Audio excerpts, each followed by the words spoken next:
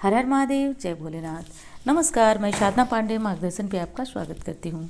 दोस्तों, मैं बात करूँगी आज करवा चौथ व्रत में आसान पूजा विधि के लिए कौन कौन सी सामग्रियाँ आपको चाहिए। तो सर्वप्रथम दोस्तों, आप सभी को करवा चौथ व्रत की बहुत बहुत बहुत शुभकामनाएं।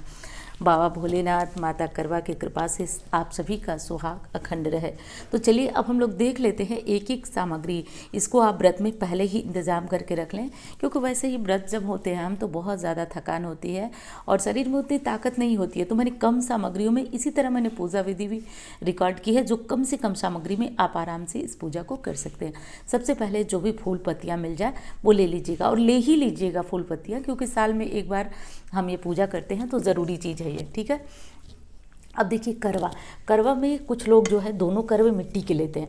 अब दोनों करवे जब आप मिट्टी के लेंगे तो बाद में इन करवों को आपको मतलब हटाना पड़ेगा, अगले साल नया करवा लेना पड़ेगा। तो जो भी करवे हैं दोनों करवे मिट्टी के ले सकते हैं, या एक मिट्टी का एक पीतल का, जो भी आपकी व्यवस्था हो आप ले लीजिएगा। स्टील का करवा मत लीजिएगा। और अगर आप पीतल का नहीं ले पा रहे हैं, नहीं व्यवस्था है, तो एक करवा मिट्टी का और दोनों ही करवा मिट्टी का ले लीजिए, ठीक है। तो मैंने बहुत आसान तरीके से बताया जो हर कोई कर सके। तो 2 करवा जो है मिट्टी का ले लीजिए। अब चलिए देख लीजिए फ़ोटो को, ठीक है। मैं इसको हटा देती हूँ, आप आराम से देख लीजिए। ये फ़ोटो करवा माता की है, सभी आप जानते होंगे। करवा माता की फ़ोटो है जिसमें सभी देवी देवताओं की फ़ोटो बनी है। जैसे ऐसी फ़ोटो लेते हैं तो केवल एक फ़ोटो आप ले लेते हैं तो हो जाता है, क्योंकि इसमें महादेव जी भी बने हैं, 5 पांडव भी हैं, और अब जो कथा में 7 भाई आते हैं वो लोग भी हैं। तो आपको अलग से कुछ भी लेने की आवश्यकता नहीं है, ये फ़ोटो पर्याप्त है, ठीक है। और ये है कलश देख लीजिए, कलश का लोटा, ये लोटा है, ठीक है। इस लोटे पे देखिए मैंने स्वास्तिक भी बना लिया है, ध्यान से देख लीजिए। स्वास्तिक भी बना लिया है, गले में ये भी लपेट लिया है ताकि पूजा विधि में आपको लेट ना हो, ठीक है। तो ये कलश के लिए ले लीजिए। अब कलश पे रखने के लिए ये चावल का पात्र, ध्यान से देख लीजिए। एक दिन पहले ही आप अपनी तैयारियाँ करके रख लीजिएगा, ठीक है। ये कर लीजिएगा। एक दिन पहले फूल मत मंगाइएगा, ये फूल पत्तियाँ ताज़ा होनी चाहिए, ठीक है। तो ये उसी दिन मंगाइएगा। अब देखिए कुछ स्थानों पे एक करवे में तो जल भरा जाता है, ठीक है। इसी से चंद्रमा को हम अर्घ देंगे। और एक स्थान पे जो है एक करवे में ड्राई फ्रूट भरा जाता, चीज़ें भरी जाती हैं। जैसे मान लीजिए कि किसी किसी के यहाँ पोहा भरा जाता है, किसी के यहाँ खील भरा जाता है। तो ये ड्राई फ्रूट है जो कि आप एक करवे में, हमारे यहाँ जो नियम है मैं उसी विधि, ड्राई फ्रूट भरा जाता है, एक में जल भरा जाता है। तो ड्राई फ्रूट, खील या फिर चूड़ा, पोहा जो भी भरा जाता हो आप उसकी व्यवस्था पहले से कर लें। अच्छी दोस्तों, ये जो फल आप मौसम के फल मिल जाए, जो इस समय तत्काल में आपको मिल जाए वो फल ले लीजिएगा। अब इधर थोड़ा ध्यान दे लीजिए। देखिए ये पान के पत्ते हैं, मिल सके तो, नहीं मिल सके तो मैं बताऊंगी कि उसके स्थान पे आप क्या ले लीजिएगा। और ये देखिए पहले से आप लोग पूछते हैं गौरी गणेश बनाने के लिए, तो ये मैं बना के रख चुकी हूँ। तो आप भी एक दिन पहले ये काम करके रख लीजिए, क्योंकि व्रत में खाना बनाना, तैयार होना, सारे काम होते हैं तो आपको देर हो जाएगी। इसलिए एक सुपारी ले लीजिए और उस पर मौली लपेट के गणेश जी पहले से भी बना के रख सकते हैं, क्योंकि तब तक हम भगवान नहीं मानते हैं जब तक हम उनका आह्वान करके उन्हें बुलाते नहीं हैं। तो एक दिन पहले आप कर सकते हैं। ये हल्दी है, पूजा में चढ़ाई भी जाती है, और इससे जो है हम गौरी माता बनाएंगे। तो ये हल्दी है जिसको हम गौरी माता बनाएंगे। तो वो मैं आपको आगे आने वाली वीडियो जो पूजा विधि है बहुत आसानी से कैसे करें वो मैं बताऊंगी आपको, ठीक है। अब ये थोड़ा चावल है दोस्तों, और जो करवे पे रखा जाता है, यहाँ पे देखिए, यहाँ पे तो इसी में चावल ये भरने के लिए थोड़ा सा अलग से भी चावल ली हूँ कलश के नीचे रखने के लिए, तो ये भी है। अब ये देखिए, ये तो खैर ये लोटा है जो पानी वगैरह पिलाने के लिए, तो इसको तो हटा ही दीजिए। ये करवा माता को चढ़ाने के लिए एक चुनरी है, देख लीजिए। और ये चालन है, चंद्र पूजन के समय इस चालन का काम आएगा, तो ये चालन ली हूँ।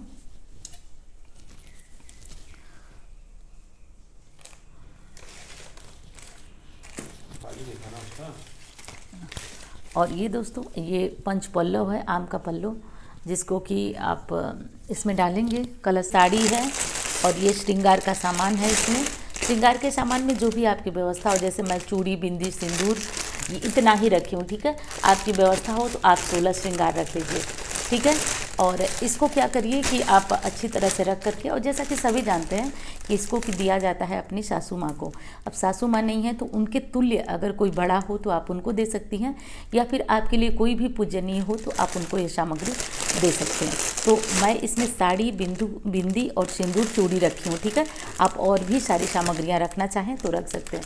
तो ये देख लीजिए, मतलब मैं इतना ही रखी हूँ, आपकी इच्छा हो तो आप और भी रख लीजिए, इससे ज़्यादा इससे कम भी कर सकती हैं, लेकिन सिंदूर बिंदी साड़ी के साथ ज़रूरी होता है।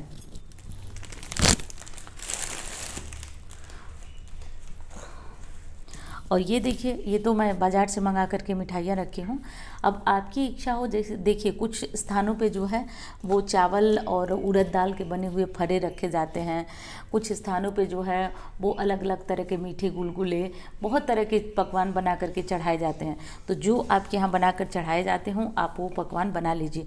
और आप अकेली हैं, कुछ नहीं बना पा रही हैं, तो एक काम करिएगा, आप अपने खाने के लिए पूड़ी सब्जी खीर बना लीजिएगा, क्योंकि आज मीठा ज़रूरी होता है। वो खीर भोग भी ज़रूर लगाइएगा। और एक मीठी पूड़ी बना लीजिएगा, जिसको कि पुआ बोलते हैं, मीठी पूड़ी बना देते हैं, तो उतना कर लीजिएगा। क्योंकि कई तरह के बहुत कमेंट हैं कि दीदी हमारे छोटे बच्चे हैं, उड़द दाल के फरे वगैरह। तो देखिए ये फरे ना लोग कहते हैं ज़रूरी, लेकिन हम लोग नहीं बना पाते हैं, जिनके पास टाइम नहीं है वो नहीं बना पाते हैं। तो खीर ज़रूर बनाइएगा, और उड़द दाल के फरे आप नहीं बना पाते हैं तो मीठी पूड़ियाँ बना करके, मीठा बना करके चढ़ा लीजिएगा। बाज़ार से जो है कुछ मीठा बना के उसका भी भोग लगा मंगा के उसका भोग लगा दीजिएगा। तो ये सब कर लीजिएगा। और दोस्तों ये भी है, जो अगर आपके यहाँ नियम हो, हमारे यहाँ ना नारियल को पूर्ण फल, श्रीफल माना जाता है। देखिए कितना बड़ा हुआ, श्रीफल माना जाता है, ठीक है। तो हम लोग क्या करते हैं कि एक पूजा के बाद अंत में नारियल समर्पित करते हैं, इससे अखंड सौभाग्य की प्राप्ति होती है। तो नारियल हम लोग समर्पित करते हैं। ये टोटल आपकी इच्छा पे निर्भर करता है, मन करे तो मंगा दीजिए। बाद में इसका क्या करेंगे, तो इसको प्रसाद स्वरूप में खुद ही फोड़ के खा लेना है, या फिर आप चाहें तो सास के बायने में भी दे सकते हैं, आपकी इच्छा।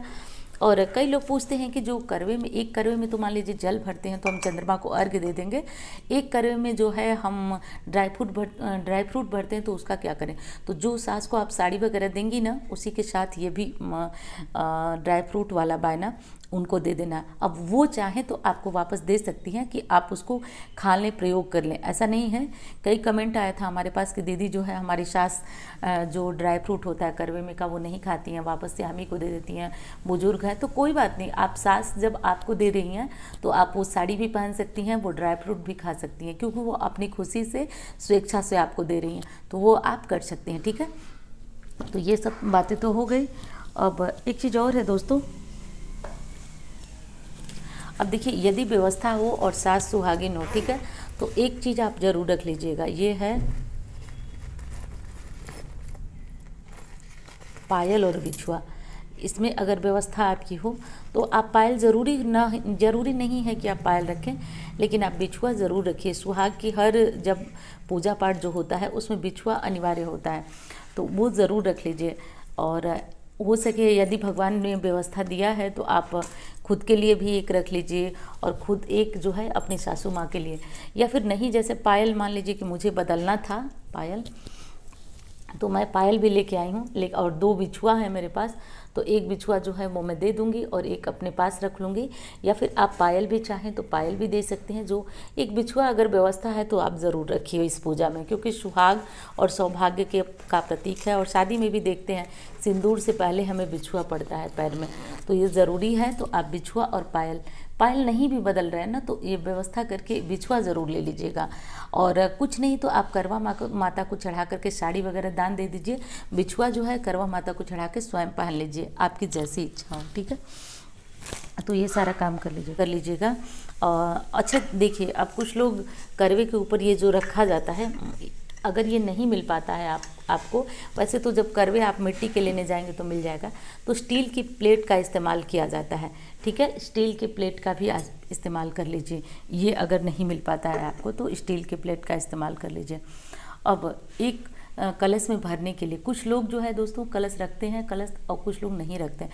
लेकिन बिना कलश रखे, दिखाई दे रहा है ना, पूजा नहीं होती है।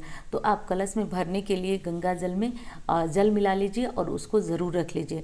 तो यही सारी सामग्री हैं जो कि करवा चौथ पूजा में प्रयोग आने वाली हैं। तिल कपूर ये सब चीज़ें आप रख लीजिए, क्योंकि अंत में आरती भी की जाती है। तो ये सारी सामग्रियाँ रख लेंगे और इस तरह से करके हम अपनी पूजा को कंप्लीट कर लेंगे। एक बार फिर से आप सभी को करवा चौथ व्रत की बहुत बहुत शुभकामनाएं दोस्तों, और मिलती हूँ अन्य वीडियो में। तब तक के लिए धन्यवाद। 31 तारीख को रात 9 बजे आपके साथ लाइव जुड़ूंगी, तो तैयार रहिएगा अपने प्रश्नों के साथ।